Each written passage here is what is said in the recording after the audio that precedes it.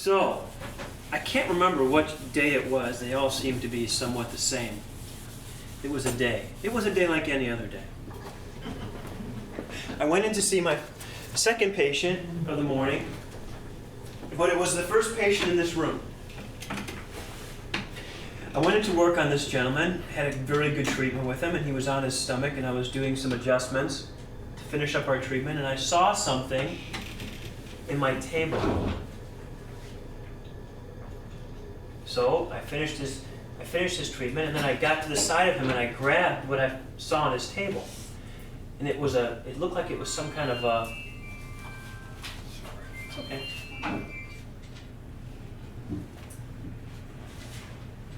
It looked like it was some type of a quarter or a silver dollar or something. So I figured, well, maybe it fell out of someone's pocket, or you know what I mean. So I went to grab it, and it was so stuck in the table that I literally had to take both my fingers and lean back, and I pulled it out. And there was no way it could have fallen out of someone's pocket and been that stuck. And it was the headpiece of the table. So everyone's, body's laid down the table, and so sometimes change falls out of people's pockets when they roll around, but it usually falls out or it's in the table. This was stuck in the hinge of the table. So I pull it out. And this is what it was. It is a penny. What makes it interesting is it's a penny from 1922. What makes it even more interesting is it's from Australia. So, before I tell the rest of the story, if there's any doubt in your mind at all that this stuff coming through me is indeed timeless information coming through me, don't. Because things like this happen in my life all the time. And they're signs. They're tangible signs of something that I have no way of manifesting a 1922 Australian penny to get stuck in the hinge of my table. So, I put it in my pocket, went on with my day, got to the end of the day, and went upstairs and told Ann the story. And I said, you know what, Google Australia 1922. Because I'm feeling like this must be a past life. I'm supposed to look back at something I experienced that was a past life for me. This is taking me back somewhere where I needed to look. Or else why would it be this? Why would this penny have manifested inside the hinge of my table out of thin air? So we did. We Googled Australia 1922. We saw this penny, which is a penny that's in museums. In Australia in 1922, a very, very interesting study was going on. It was a specific type of full lunar eclipse was being studied in Australia. And the reason that they were studying this lunar eclipse is because they were applying Einstein's theory of relativity to space and time in Australia in that year, at the time this penny came to me. Which means, when you look at what these teachings are about, they are completely, as I taught you last time, making time and space. When that moment at which time and space become the same thing, time becomes irrelevant.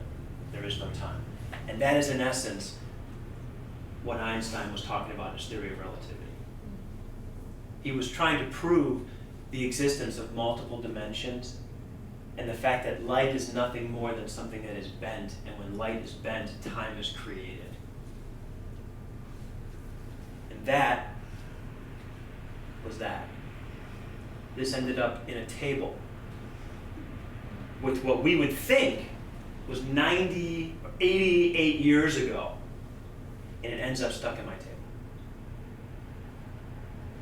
Now that doesn't just bend your brain to a point of, this is this has got to be the real deal. This has really got to be what really happens. If we can open to it and let go of enough and practice the basic principles of what I'm teaching, that there's just no other, the odds of that are infinitesimal. Isn't that a great story? Mm-hmm. And the great part is the stories I tell are the truth. With proof. Well, please, can I add to that? 3 weeks ago, in the meditation that we were doing, we were playing something that had pipes. It was a very odd sound. I've never been to Australia. I was transported to Ayers Rock with the Aborigines, and there was a huge ray of light there. I had no idea what was going on. The following week, you picked the same music. It was a light pouring. It's not what we think it is. It's beyond our comprehension.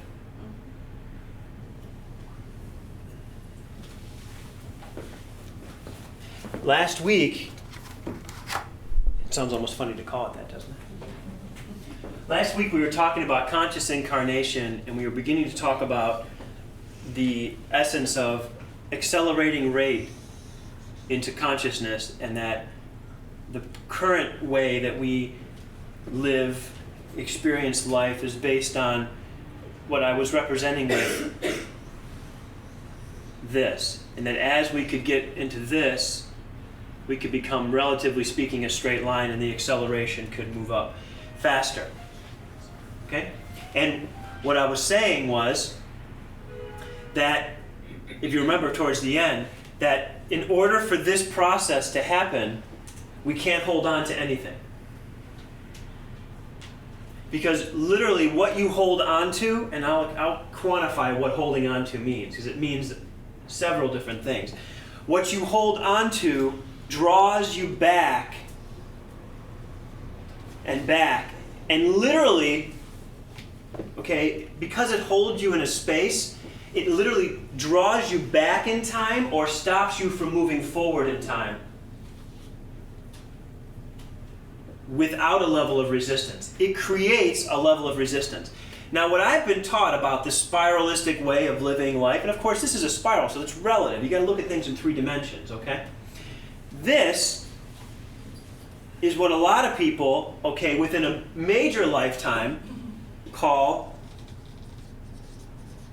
karma. Now, karma's been defined as something within a lot of the Hindu, the Indian type traditions, and it's like, well, you do something to somebody, it's going to come back and get you.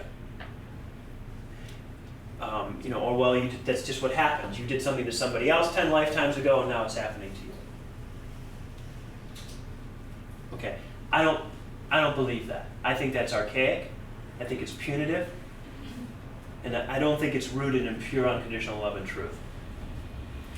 What I'm being told that this is things we hold on to, judgments that we have had against ourselves,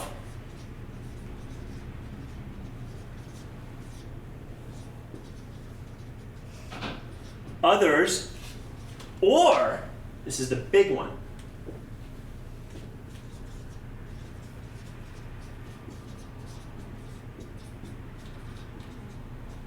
the field of life itself. You have to understand now, as I really begin to open you up and understand that this wasn't in any way out of the ordinary. I have to show you this. It's the field of life itself. You can't hold on to any concepts or ideas regarding the field of life itself. It doesn't have to be a personal situation. Letting go of personal situations is just the first things I'm beginning to teach you. Letting go of what someone does to you, judging it as being right or wrong. Letting go of what you've done to somebody else, judging it as right or wrong. That's like, I'm kind of starting you in kindergarten here. No fault, no blame kind of thing, okay? But where I'm taking you is really this. Because in essence, the field of life itself is nothing more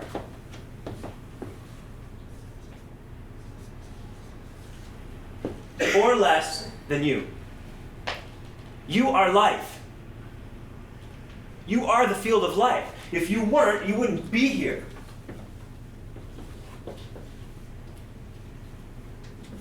So karma says, I did this to somebody, so you're believing in an I, versus just believing in the I am.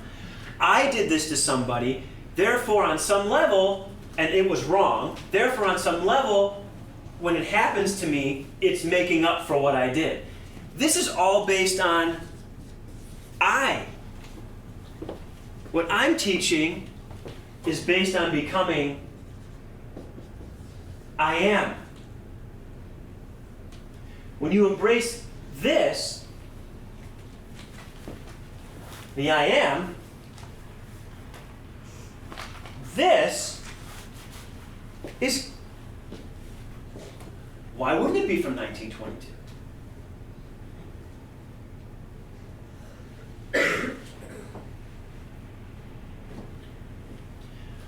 Why wouldn't it be? Why wouldn't that be?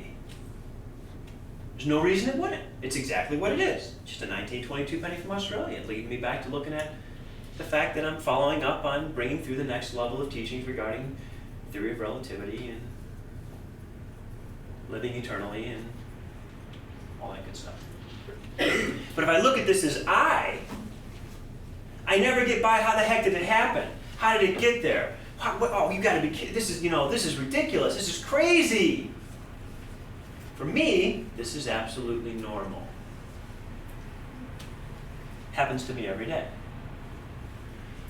For me, it's normal to walk in and look at a patient of mine and say, oh, you were holding on to being a belly dancer from a Mideastern lifetime when you were blah, blah, blah, blah, blah, blah, blah, blah, blah, blah. And we need to help you let go of that because that's directing your life now. And have them just go, oh my God, that's exactly the life I'm living. I can tell you who everybody is. Why do I see a belly dancer? Because that's what I see in this space. I'm not seeing her as she is. I'm seeing the energy of her life, resolved and unresolved. It's just life. So literally, karma, to me, is archaic. Now, Jesus, his biggest principle, and this lets you know, and again, talked about the religion thing, just listen. Listen. Because as far as I'm concerned, what happened to him after he died is completely irrelevant. It doesn't matter. It's what he said when he was around that's all powerful. Jesus' big lesson was this, and I'm going to take it a step further, and that's going to shake some of you in your boots, but it's powerful stuff. Jesus was all about forgiveness. So and Jesus said, whether he said it in print or not, as I've spoken to Jesus, Jesus said forgiveness is the key to karma. And I asked how. He said, if you forgive everything you've done and everybody else has done to you in the moment, you eliminate unresolved issues in your life, and you are able to aspire to a higher level without suffering. Make sense? Forgiveness. But then you're forgiving people for what they've done wrong or what you've done wrong, right? So forgiveness still involves a concept of negativity or wrongness. What I'm teaching is past that. I'm teaching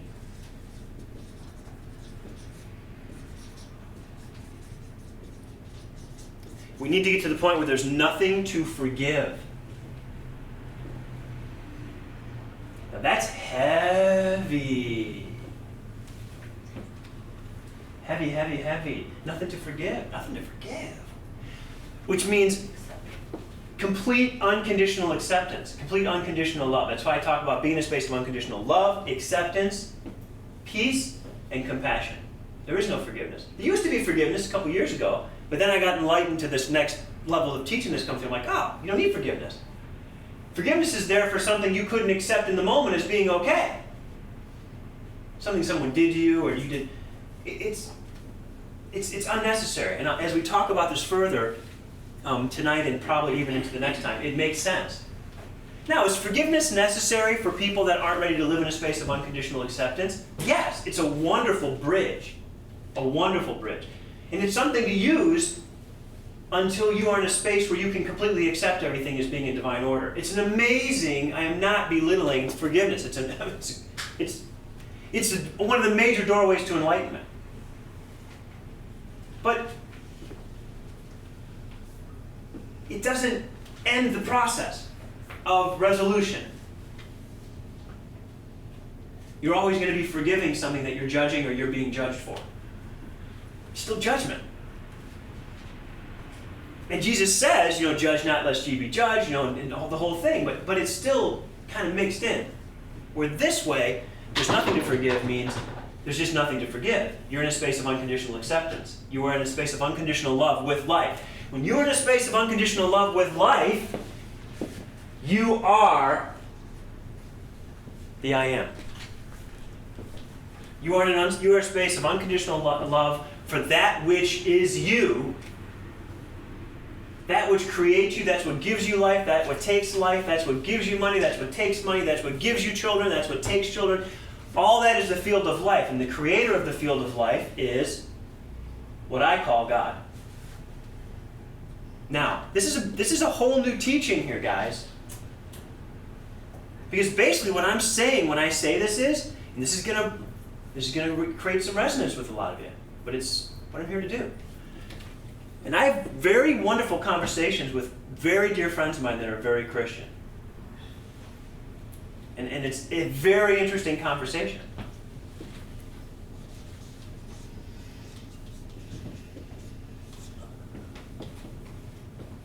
There's no evil.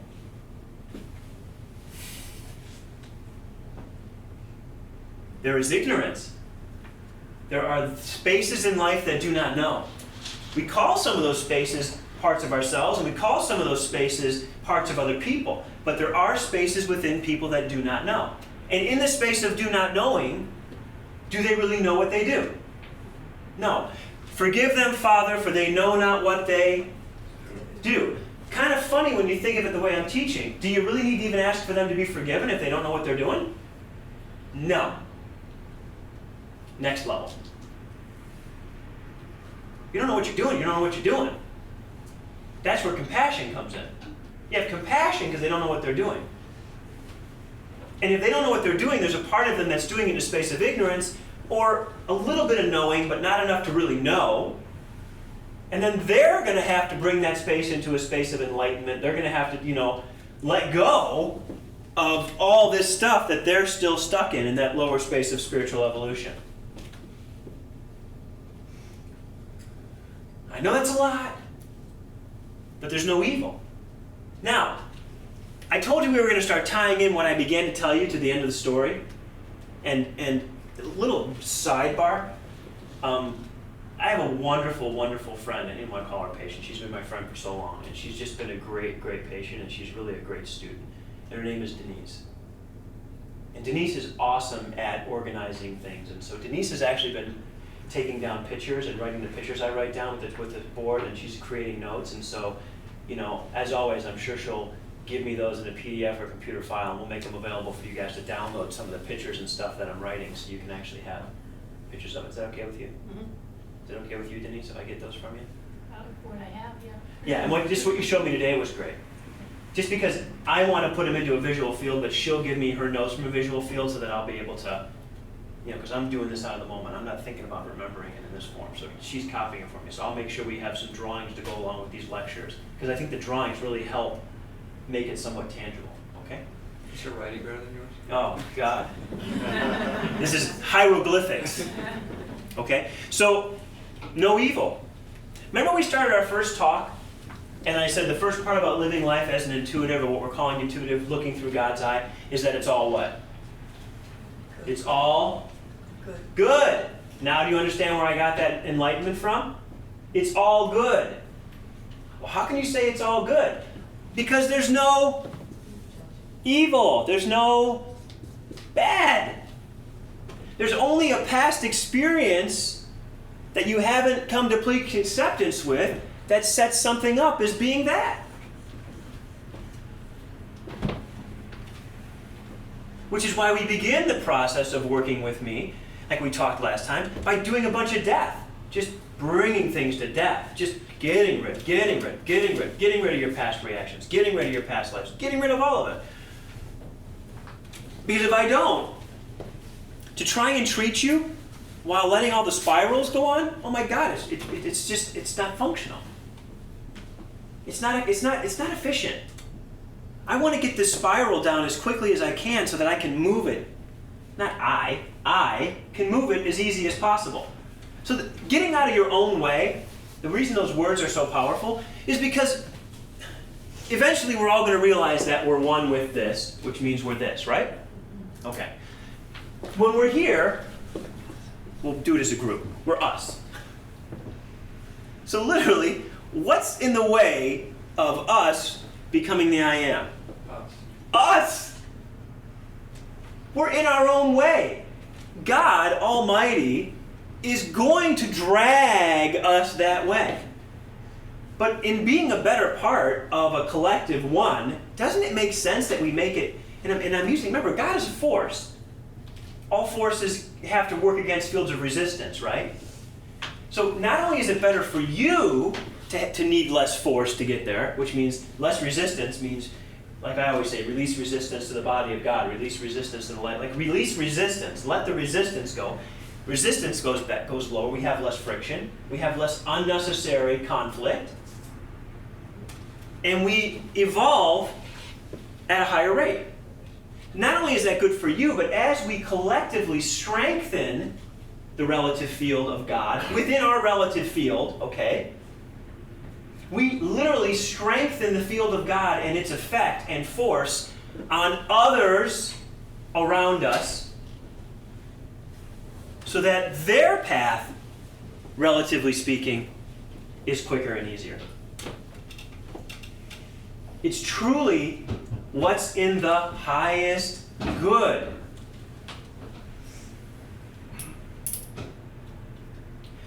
That's why when these were shown me, when these teachings were shown to me, I was so blown away. I'm like, oh my God, this finally makes sense. This makes sense. This is pragmatic. Everything lines up. And you don't, if you're going to live eternally, I mean, again, even if you're only going to live for 70 years, this makes sense. Even if you're going to live for 5 minutes, this makes sense. Now, if you don't believe, okay, if all you believe you are is you, okay, which means if you are totally egocentric, completely, and you have no space in you that thinks there's an us, well then, these teachings are going to have absolutely no appeal to you. And that means that if you're egocentric and there's no room for an us meaning you and God, or you and something bigger than you, it's just all you, this is your entire universe, you are completely ignorant. And that's not, it's not bad. We all had to start somewhere, didn't we? All of us on a soul level started believing it was all about us. And our history shows this. You know, the earth was the center of the universe, and the sun revolved around the earth, and it was around this, and it was around that, until, in 1922, someone named Einstein was testing out a theory of relativity that made everything completely relevant and irrelevant at the same time. Which means, if you look at what Einstein's theory really did, it made individuals as individuals completely irrelevant relative to the size of an infinite universe. Sound familiar? I'm teaching the theory of relativity on a spiritual basis. I'm teaching how all of us can become completely irrelevant, relatively speaking, but also completely relevant in the whole. Because to become completely relevant in an infinite universe, there's nowhere to start, there's nowhere to begin, there's no path. What do you do? It doesn't matter. We get stuck in it doesn't matter with no direction. I'm not saying it doesn't matter in no direction. I'm saying it matters to do what's in the highest good, consistently. It matters for your own matter because you align with the forces of creation. It matters for other people's matter because it helps bring a greater force of alignment to their matter, whether they know it or not. And if their matter is more aligned collectively, your matter is better off. Because the higher we have levels of ignorance, okay, the more things are going to happen that we would consider in the past to be bad. Now I know I'm diving here, so just stick with me. Take a breath. I'm not giving these teachings for you only. When I'm telling you these, think of all the people in your life that have never heard a word I've said and never will.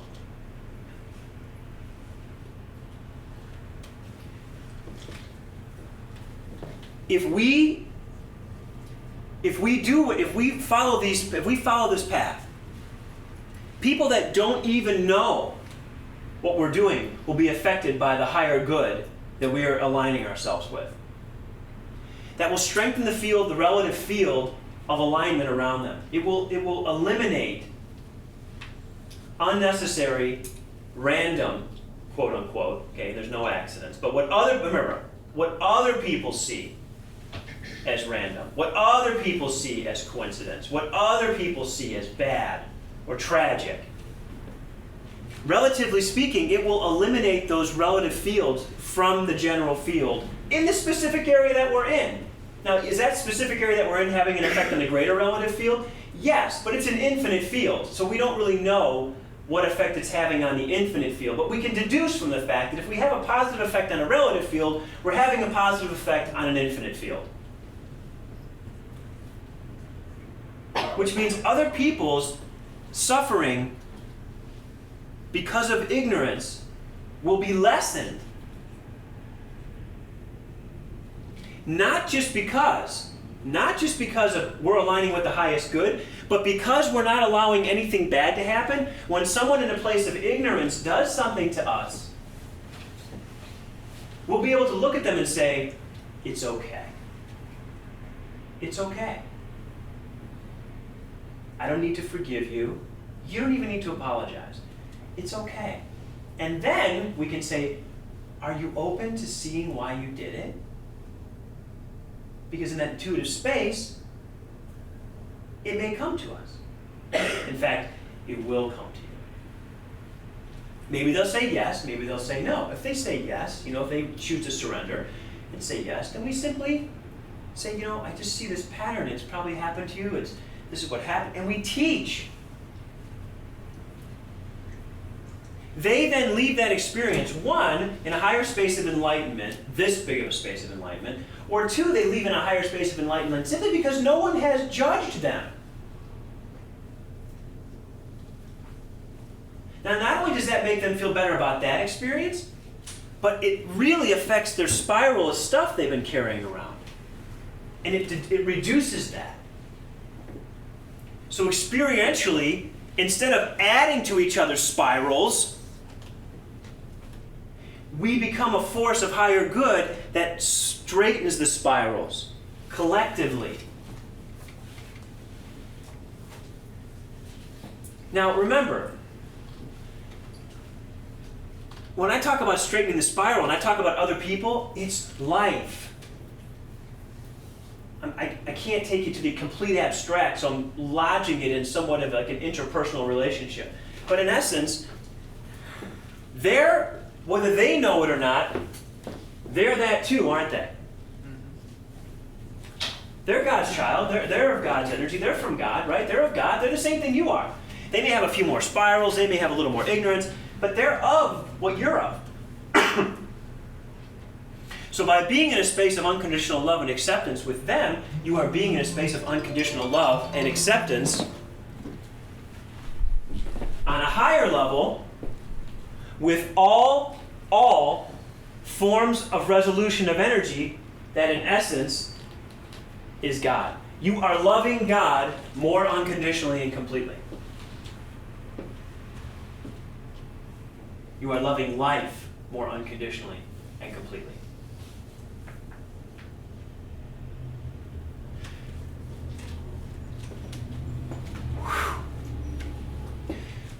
where I want to stop, and I knew this was going to be 2 or 3 times. We'll probably get to it, probably finish it next week. Hopefully we'll finish Conscious Incarnation, but it's going to take me as long as it takes me. What this unconditional space, by practicing what I'm teaching you, you're coming to a higher space of unconditional love and acceptance with, relatively speaking, many, many different aspects of God, which is the creator of life. Which means when there's no more bad, you're not looking at what's going on as, well, that was godly, oh, that wasn't God, that was man. That was God, that was man. Oh, thank God. Well, that happens, we're humans. And the separation between God and humanity starts to dissolve for you.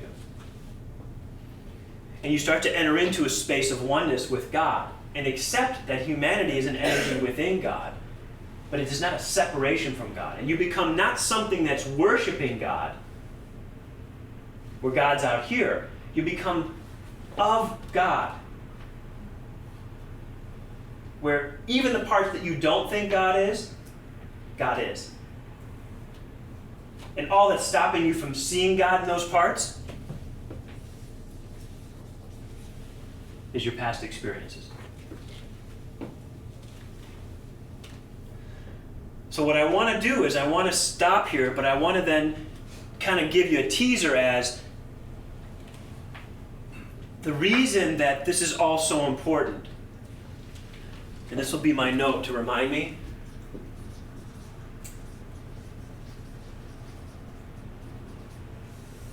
Is because remember I told you that one of the biggest purposes of the practice is that I'm not teaching people just how to live a life. I'm teaching them how to live eternally. That is where we'll pick up next time on how all this acceptance leads you into being able to live eternally. Eternally. In any form. At all. And stay in that eternal space of acceptance and peace. No matter what else is going on around you in the field of life.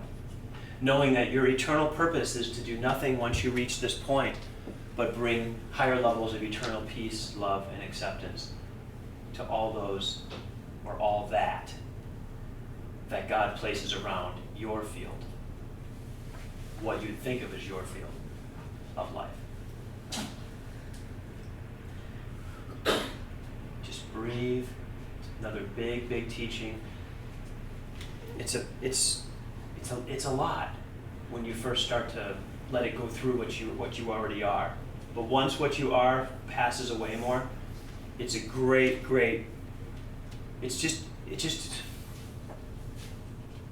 it makes this